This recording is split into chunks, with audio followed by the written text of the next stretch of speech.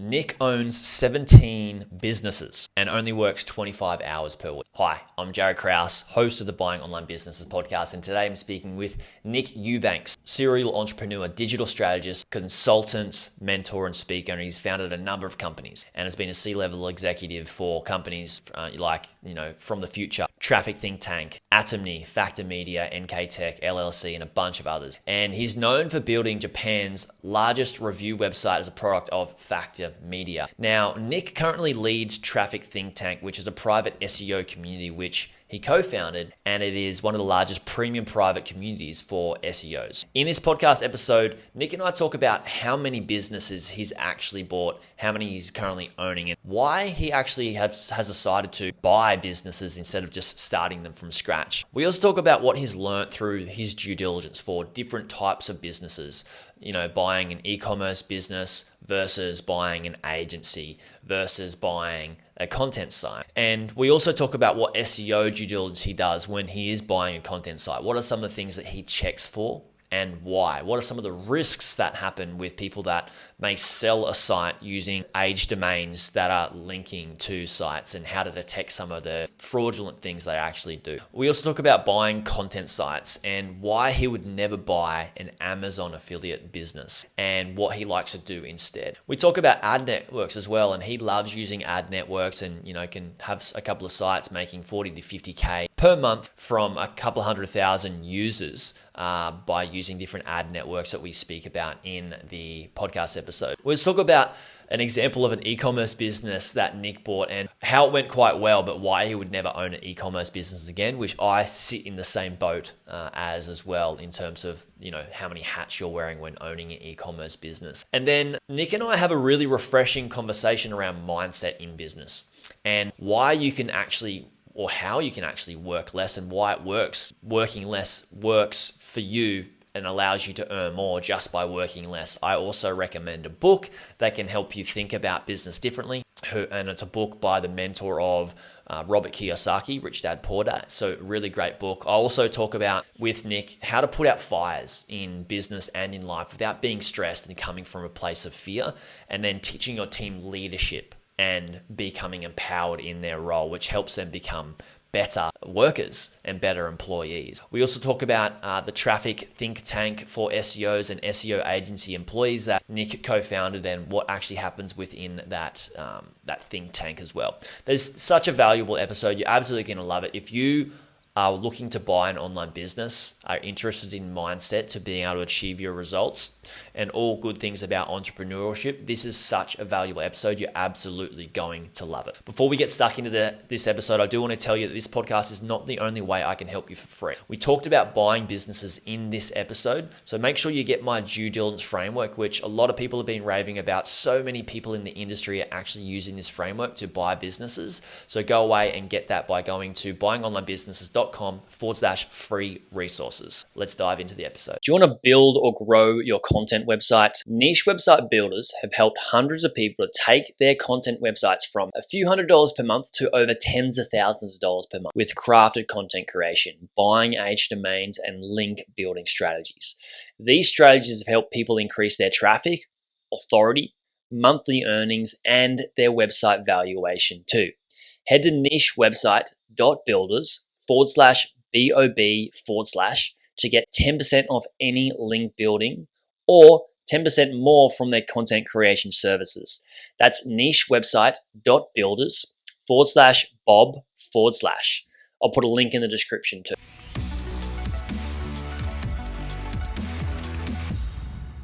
Nick, welcome to the Buying Online Businesses podcast. Thank you very much for having me.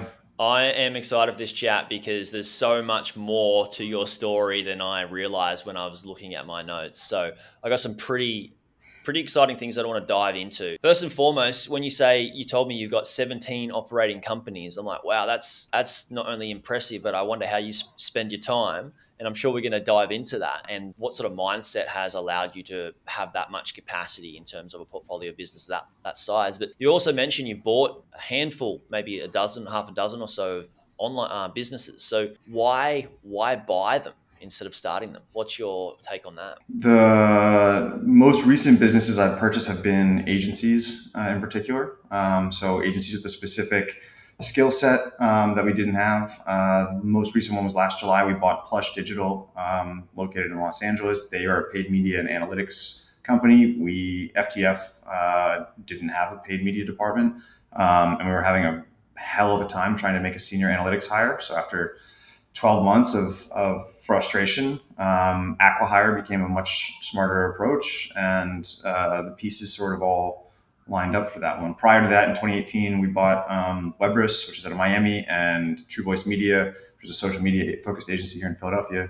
Again, focused more on productized SEO and social media stuff that we didn't have. And instead of spending all the time to build a new capability, build a new practice area, if we were to make the numbers work, rather buy one and bolt it on instead. I love it. I love it. Acquisition for growth. Yeah. Growth in the team and specific talent, or growth in the capability set. I mean, the revenue bolt on is always nice, but it's rarely the reason that I've done it. I mean, I know the conglomeration model is very popular right now among a lot of agency owners, which is, you've got somebody who has a lot of relationships and they have the Rolodex, and they'll put everybody's companies together for no cash out of pocket. They're just, slicing up equity from the founder pool, and they get a piece themselves from putting the deal together. Put 5 agencies together, that are each doing $3 to $5 million a year in revenue. Now you've got a $20+ million agency.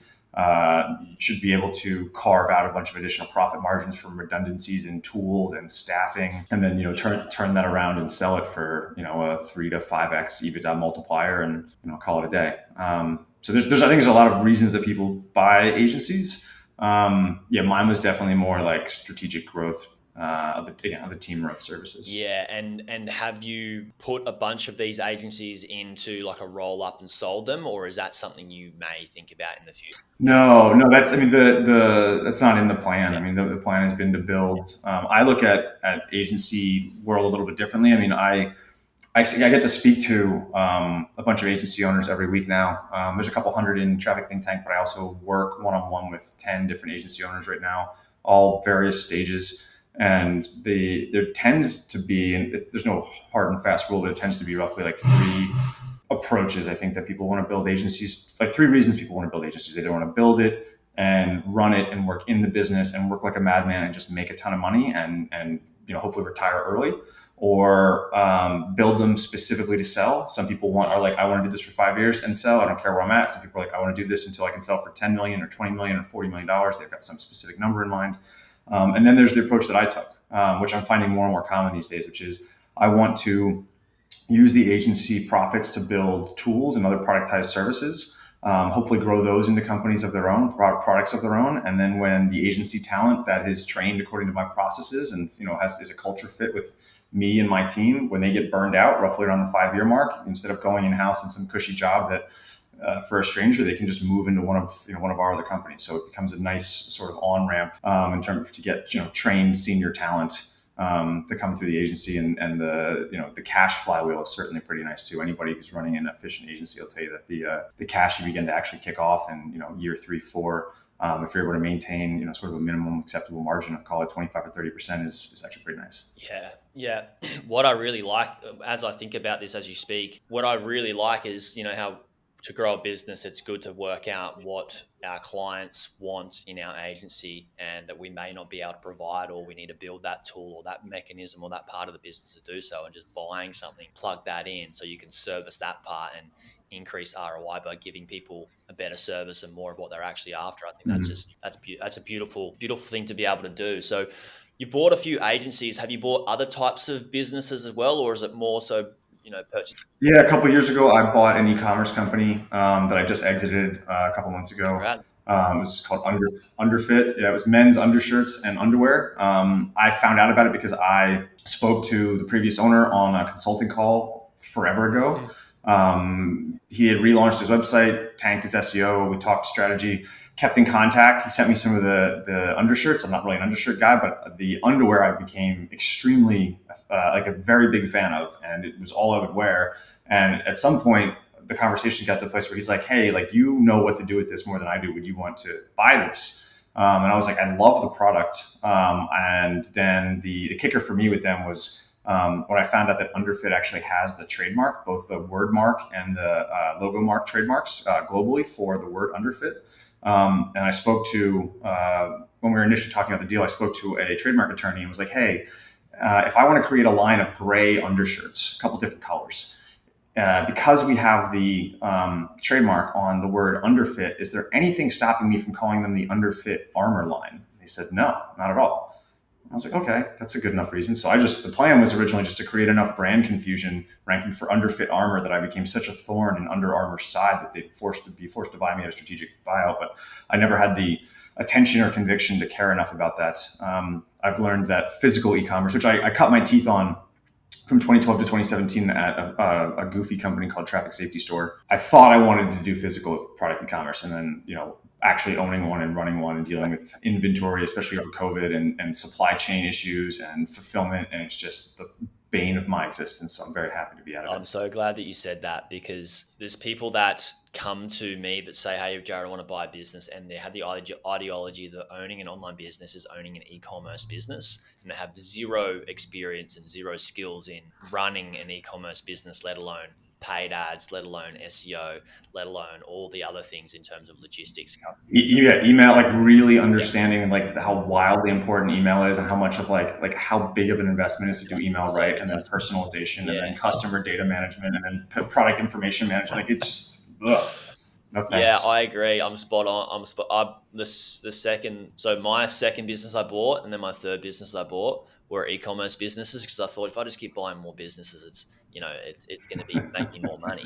And I learned the hard way that e-commerce is just a really tough thing to have. And coming from you buying other businesses and then coming in and having a lot of experience in business, saying the same thing. I'm very grateful that you brought that up. And when it comes to buying these businesses, you mentioned, you did a bit of due diligence. You checked with, a trademark attorney on some things that you're thinking about doing in terms of growth of the business. And I'm sure there's obviously a lot more that went into the due diligence of buying that e-commerce business. But what did you learn about the due diligence phase between, say, an e-commerce business and buying an agency, the differences? They're night and day, right? The thing about the agency that transfers well to, because it's just a professional services business at the end of the day, right? And you can compare it, 1-to-1 with pretty much any business where you're selling human time for money.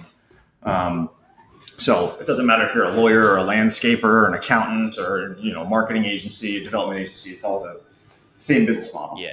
And the big thing there was, all the things that I did horribly wrong in 2018. So I bought 2 agencies that closed 6 days apart from each other. It's the worst professional decision I've ever made. Wow, so they closed. It was pure ego. No. Like I bought the deal closed. We closed the deal to finish, to complete the acquisition of one, and then 6 days later the other one finished. Way. And I had never bought an agency before, so thinking that I could do 2 simultaneously, one in Philadelphia and one in Miami, was an ego trip that I don't ever need to be on again. And so we ended up, churning roughly 30, maybe even 40% of the total revenue that we captured from those acquisitions in the team, and we just wasn't prepared for it. So learning that the hard way, that there's a lot more due diligence that goes into buying a professional services company, not only understanding all of the personalities and the individual understanding and perceptions of the culture from the teams themselves, but then also understanding not just what is in the SOW, but speaking to every single client and understanding what is their expectation, what is it that they were sold, and what are they expecting, how are they expecting to be serviced? Because we didn't do that. We just laid out the whole client list, redivided the teams, restructured the org chart, made intro calls with all the clients, and just did everything that I felt right, but there was a lot of unknowns that cost a fuck ton of money. Whereas doing the due diligence on an ad revenue site or an affiliate site or a lead gen site is much, much easier. At lead gen, you still have the customer component, but based on volume, receipts, and frequency, there's ways to sort of uncover any mysteries there. And then, any decent SEO is going to understand, how to do a link audit and look for Easter eggs. Usually the one, most common ones, especially on ad revenue sites, are you've got a site that, has been building traffic and then had a couple of big pops in traffic, and you look at the link profile and they've got 2 or 3 super strong domains that they're redirecting in, and you ask the owner who's selling it, and you're like, hey, these domains that are, accounting for 80% of your link profile via these redirects, do these come with the sale? And they go, no.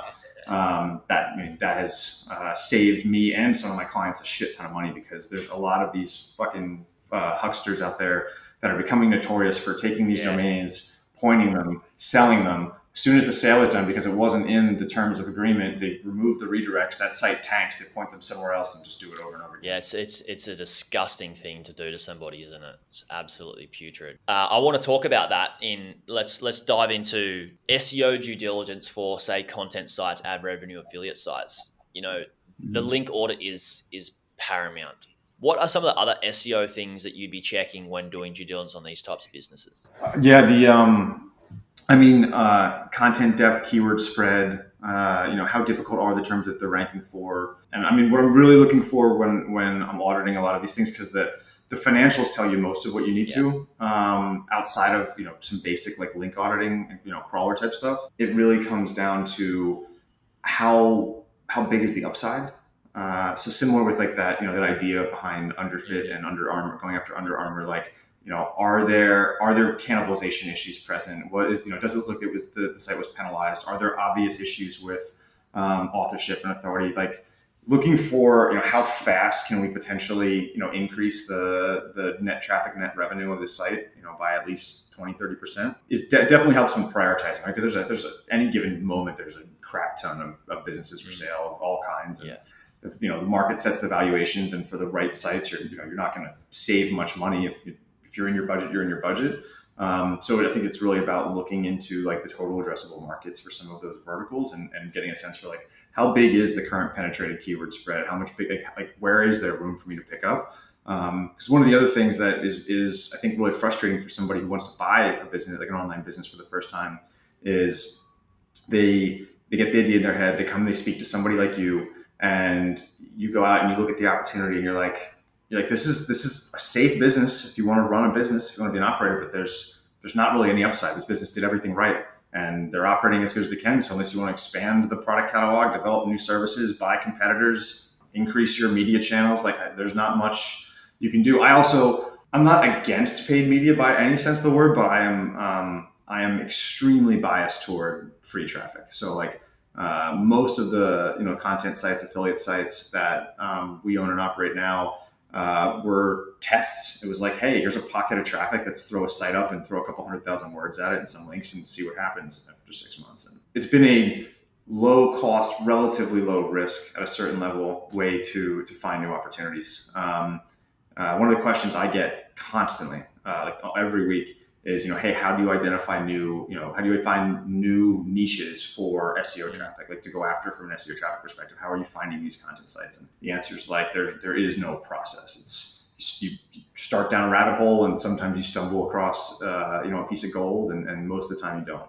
And I wish there was some more scientific or fancy or strategic answer to that, but it's been luck. Yeah, for sure. Sometimes you win, sometimes you don't, but you just need to, if you do want it, you need to just put in the work and the time, right? So with these affiliate sites and content sites that you found a pocket of keywords, and you just go, let's get this domain and build, a couple 100Ks of words. What happens then? Do you sort of see that, okay, we can get some traffic for that, and then do you go, all right, let's keep building out more categories with more keywords?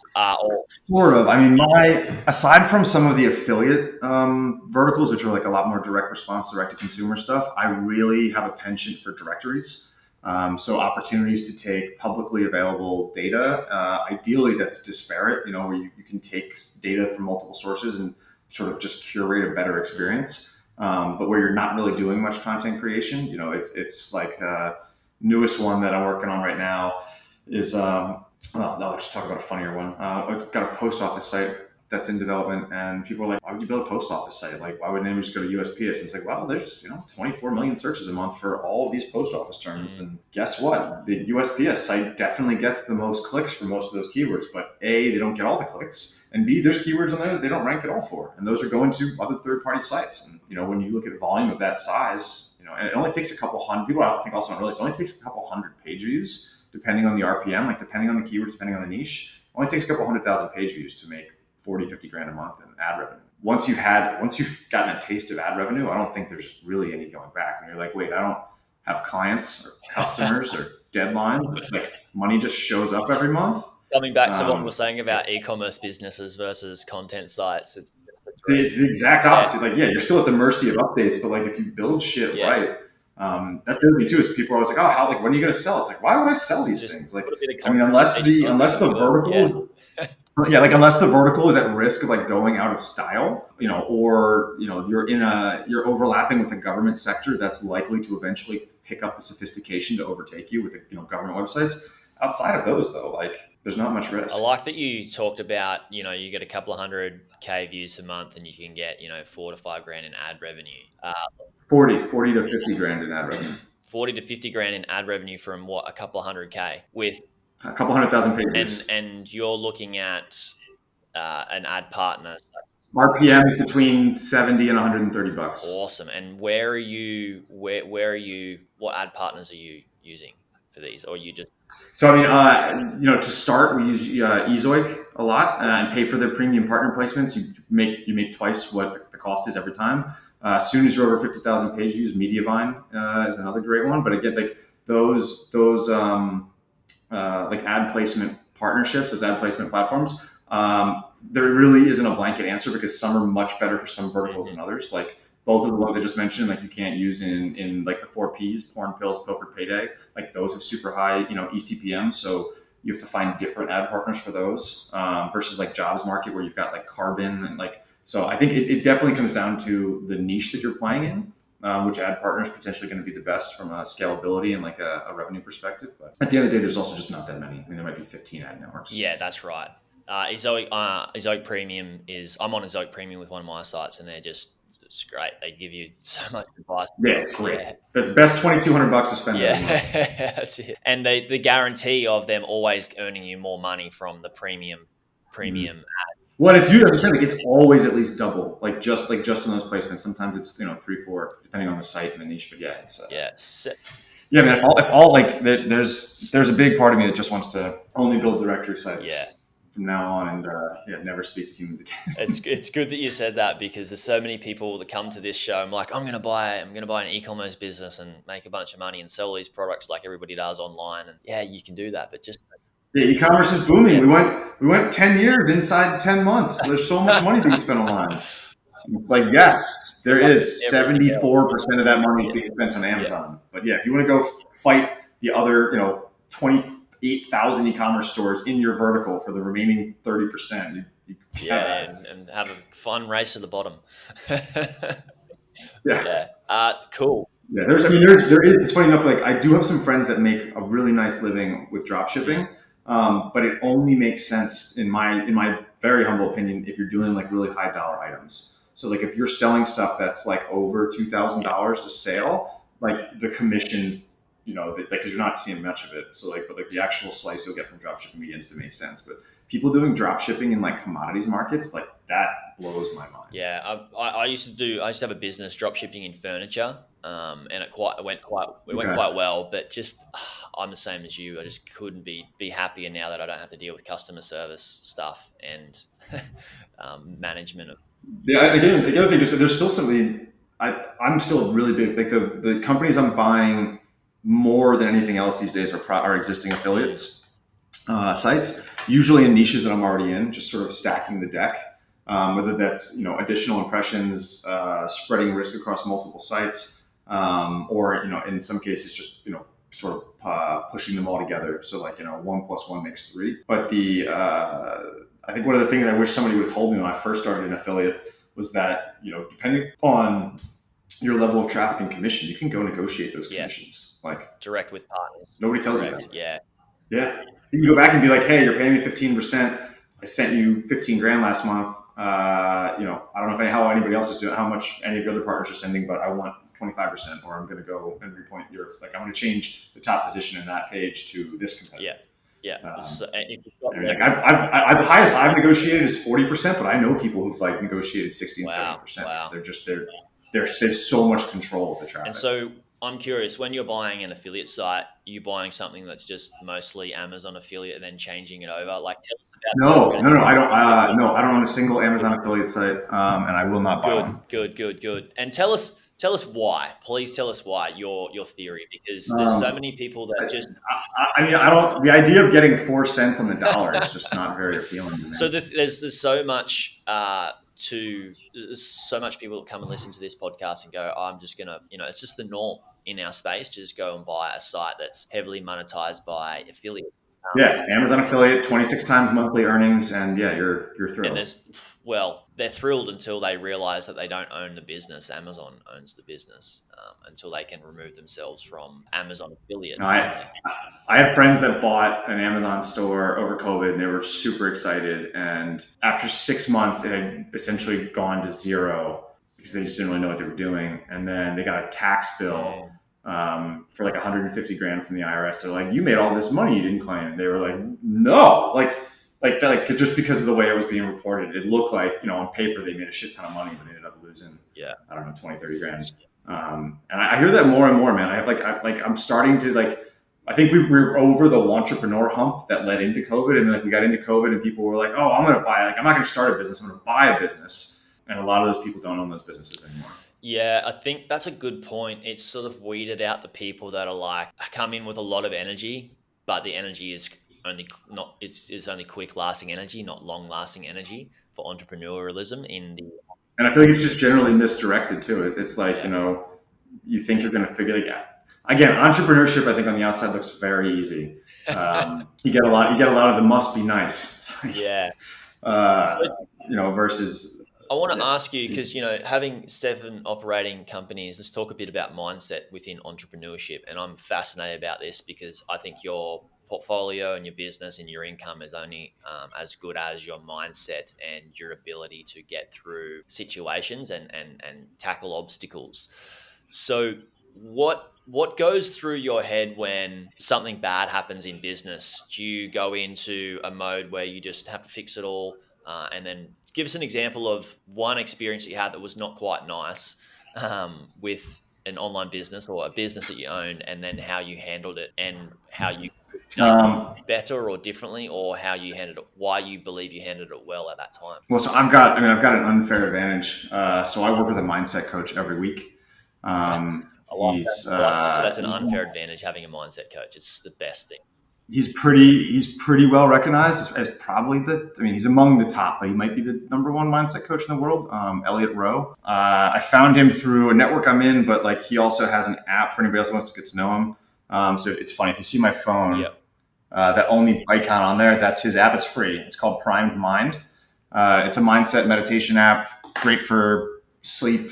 Just how I started using it, but also you need a 2-3 minute reset in the middle of the day, clear your mind to be able to, whether you're between cycles or you just need to get focused before you're about to start, a deep work session. But taking it very serious, taking mindset and biological prime time, which I'm happy to come back to, taking those very seriously and sort of engineering my entire life to fit around when my biological prime time is, and when I'm able to leverage that and to drive a positive mindset to actually get production done, has been the biggest impact, I think, at anything. Yeah, let's talk about biological time frame then. What is it, and how does it use it?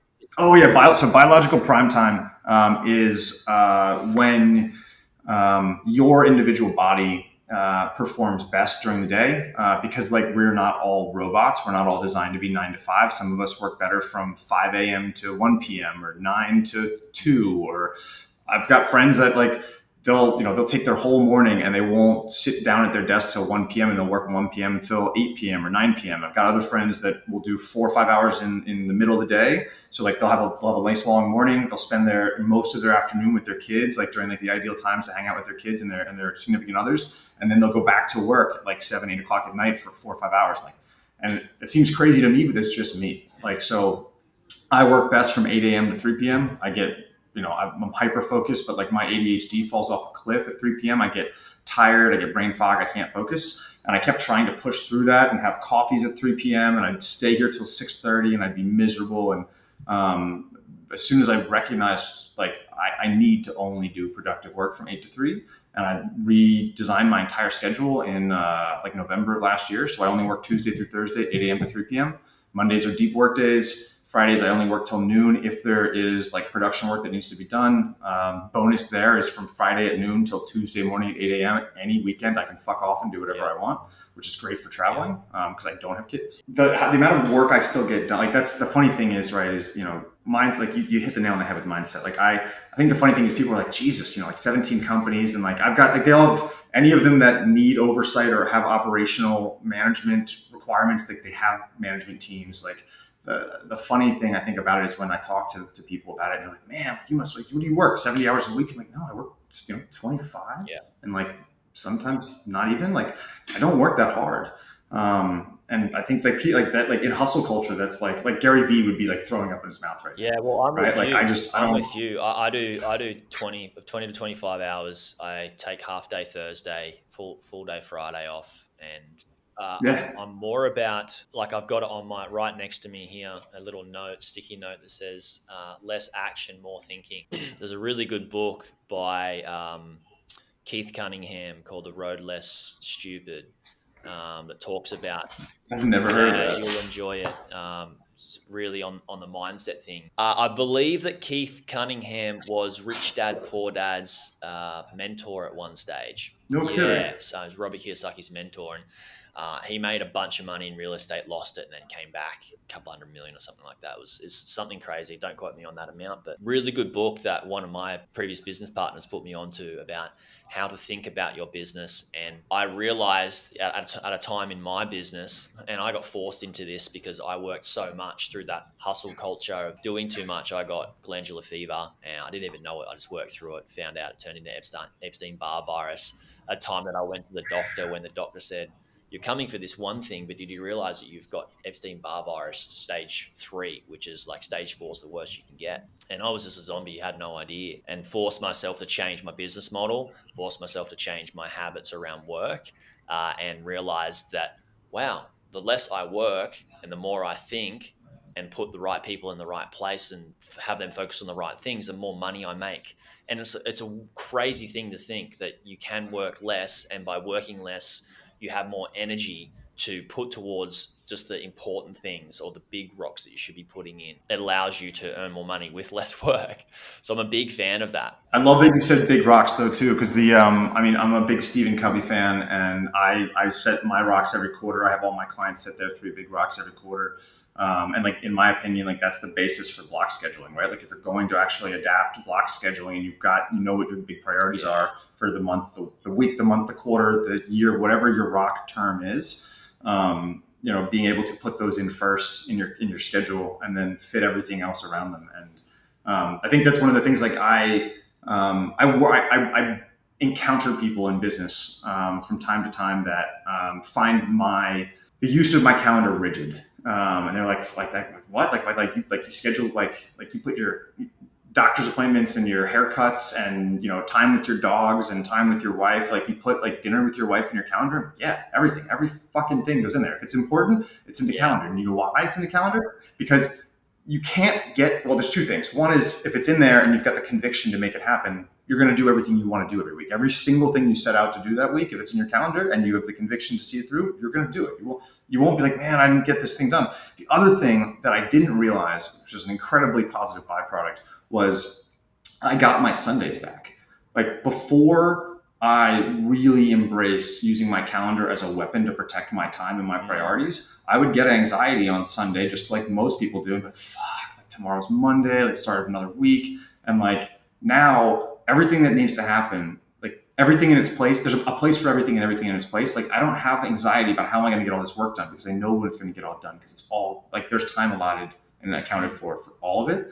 But also Mondays are completely clear now. Mondays are my favorite day of the week now. So like, and what the amazing part about Monday being like my deep work day is I now get Sunday back. Like I didn't realize I was living a bastardized version of my Sundays because of the anxiety, like the subconscious anxiety it was creating around Monday. And that's all gone. It's crazy. I'm so glad that you said if it's important, it gets scheduled in. So I got friends that won't you won't schedule or confirm a time to catch up. Just like, we'll do it one weekend. I'm like, well, like, I value hanging out with you enough to schedule it in. Yeah. And maybe you don't value. I wouldn't say they don't value hanging out with myself, but it's more so that where they're at Different in their perception, right? position, not understanding what they'd Mhm. value at all. Really, that's so good to hear about the calendar. And when shit hits the fan for you, Nick, because it does in business and life, what do you do? Do you, like, my typical? I have an archetype or an essence where I'm a rescuer and trying to get things fixed and stuff like that. And I'm really working on not just putting out the fire, understanding how to do it in the best possible way that's going to be best for everybody that's involved.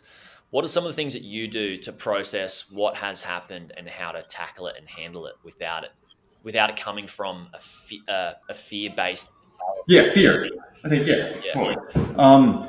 First of all, is it's rare that stuff catches on fire now that hasn't already been on fire before. So I think there's just some muscle memory that comes with doing this for 20 years and just I'm sure I just jinxed myself and like my hair is going to catch on fire when we end a call or something. It grows back. But I think part of it is just being like it's never going to be as bad as it seems, even if it seems like it's the worst thing that's ever happened. The other thing is I also used to be a firefighter. Like that was how I saw my role. That's how I saw I was most effective. It was, fuck, here's a fire. Let me get the hose. Just go make it better. And a lot of times it didn't. And the other thing that was pointed out to me, because I think I was too close to it to see it, was that by fighting the fires myself, I was creating a perpetual future where I was going to have to always be the person fighting the fire. That's juicy. That's so good.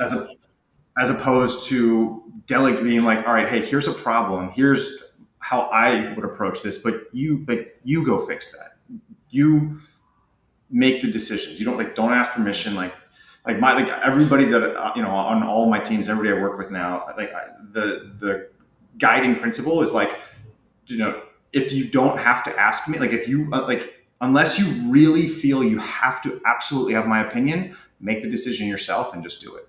My favorite thing is when my employees just don't ask me and just make decisions like on their end, because it's always okay.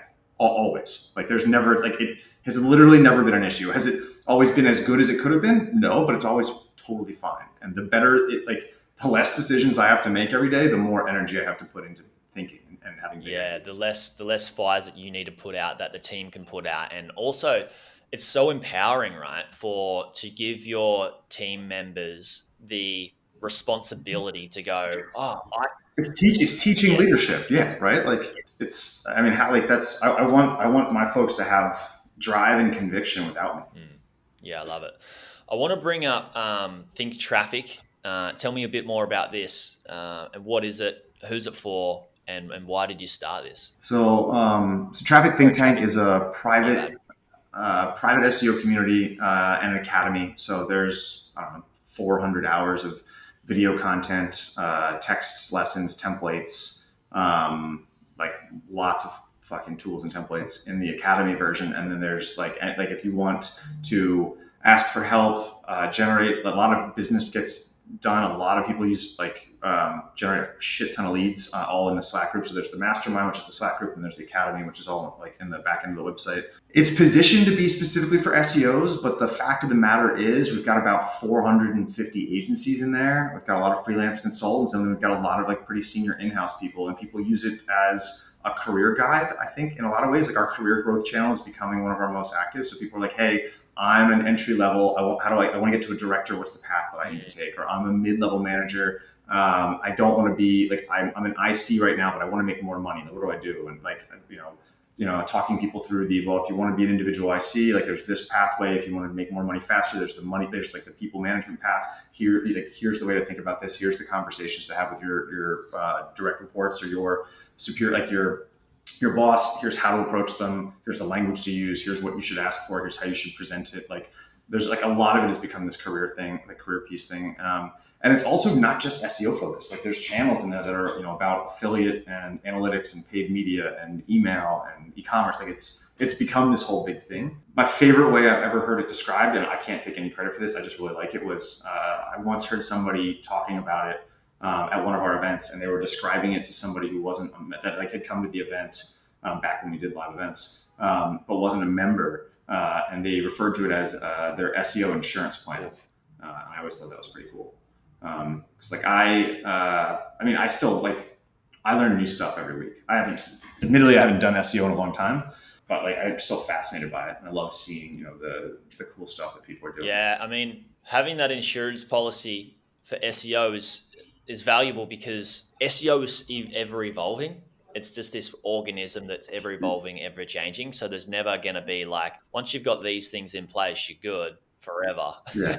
And it's the thing is, and the funny thing is, you got SEOs that will complain about Google. They'll be like, God damn it, Google made this algorithm change and we lost all this traffic, or this happened, or this happened. It's like, dude, they're just giving you job security. Yeah. And I think some people are in online business and forget that Google literally gives you the traffic, which allows you to get the money. And it's an amazing tool. It's kind of like blaming the knife that you cut yourself when it's a tool that you can use to cook. Like, yeah, and that's why we try to not have too much single source dependency when we're looking at doing due diligence on businesses in terms of all organic search traffic from Google. Yeah, it's good. Highest intent traffic, the best type of traffic, better than most socials and stuff like that. But it comes with the risk of Google can do what they want, and just understand that it's going to change. Like the one thing that is going to happen, is inevitable in this world and in your life, is change. And it's just expect it, right? I think that, you can have a different mindset around it, but expect that it's going to change and be okay with it and be prepared for it and have that insurance plan, right? Yeah, no, I totally agree. Where can we send people, Nick, to check out more about what you're up to and some of your favorite projects? Best sites for me, nickeubanks.com is an outdated site, but I try to keep there's a now page, like what I'm working on now. Try to keep that reasonably up to date. Other than that, if anybody wants to chat, I'm in Traffic Think Tank all day, every day. Have a lot of conversations about, like, less and less about SEO, way more about like buying and building businesses, growing agencies. Like it's funny how much the nature of the conversations have shifted. Yeah, it's cool. It's cool. It sounds like you're putting yourself more in alignment with a business investor and buying assets rather than just being in the thick of team and growth. It's way more fun. It's way more fun when you can have silly ideas and throw some money at them and hope 1 out of 10 works. Yeah, cool. Well, we might have to get you back on and talk about some more businesses that you purchase in the future and stuff. Sounds good. Thanks for coming on. Thank you, everybody, for listening. There'll be links to Nick's site in the show notes. If you are listening to this and you know somebody that's wanting to get into business, Nick and I covered some seriously deep things that we may have not given as much attention or light to as we maybe should have in terms of mindset, due diligence, buying businesses, and strategy. So share this podcast episode with entrepreneurs that you know, because it's going to be so incredibly valuable for them to comprehend and understand consciously what we talked about. And then if you did listen to this and you liked it, listen to it again, because there may be some golden nuggets that you missed out on. Just like reading a book for a second time, you can be very in line with some of the things that you pick up on. So thanks again, and I'll speak to you guys soon. Hey YouTube watcher, if you thought that video was good, you should check out this video here on the 2 best types of websites beginners should buy. Or check out my playlist on how I made my first 100K from buying websites and how to do due diligence. Check it out. It's an awesome playlist. You'll enjoy it.